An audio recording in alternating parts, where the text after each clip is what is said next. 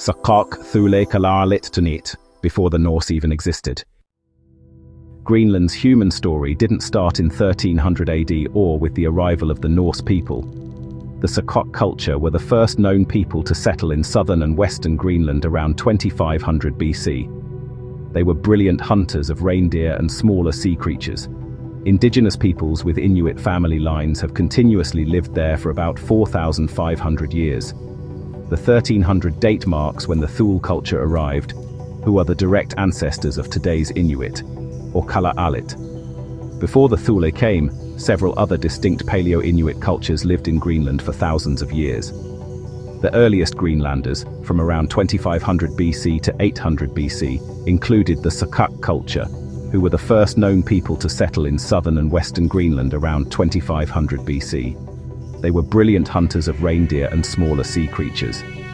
The Independence I culture lived at the same time as the Saqqaq but settled in the very north of Greenland, roughly between 2400 and 1300 BC, relying heavily on muskox.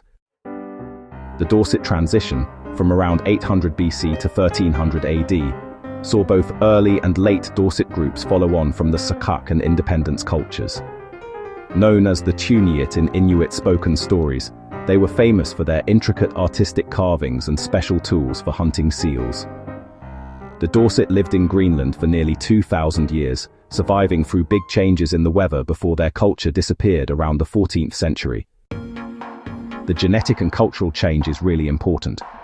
The reason historians tell the difference between the Paleo-Inuit, like the Saqqaq and Dorset, and the Neo-Inuit, or Thule, is based on scientific information from 2026. Big DNA studies have shown that the Paleo-Inuit, meaning the Dorset and Saqqaq, were a different genetic group from the Thule or Inuit. When the Thule moved from Alaska to Greenland around 1200 AD, they didn't mix with the Dorset. Instead, they replaced them. Modern Inuit stories describe the Tuniit as gentle giants who lived in the land before them, confirming a historical memory of these earlier people.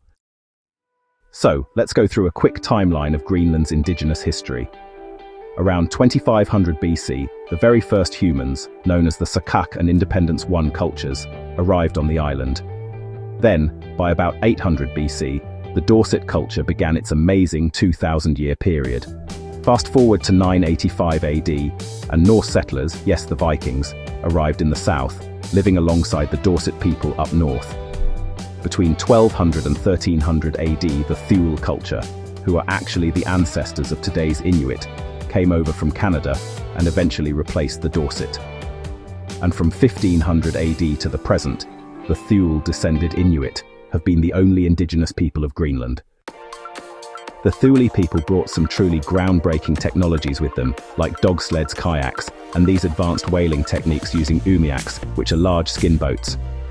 When it comes to their genetic makeup, Greenlandic Inuit today have, on average, about 75% Inuit ancestry and 25% European ancestry, mostly from Danish settlers who arrived after colonization in the 18th century. Genetic studies consistently show that they are different from the earlier Paleo-Inuit cultures, like the Saqqaq and Dorset, who lived in Greenland for thousands of years, but died out sometime around 1300 to 1500 AD.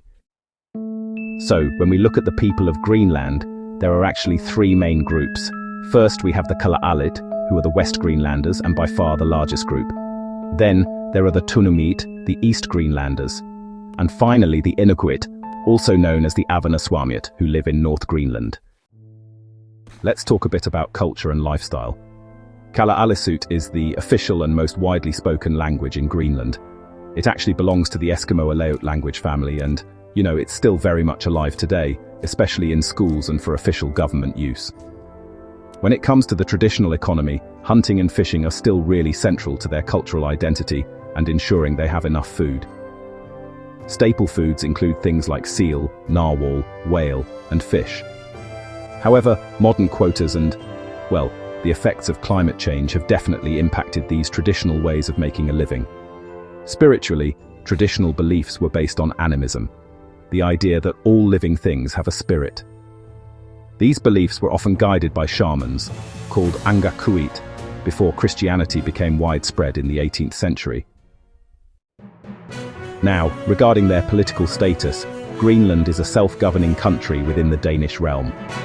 Since the Self-Government Act of 2009, Greenlandic authorities have managed things like education, health and resources.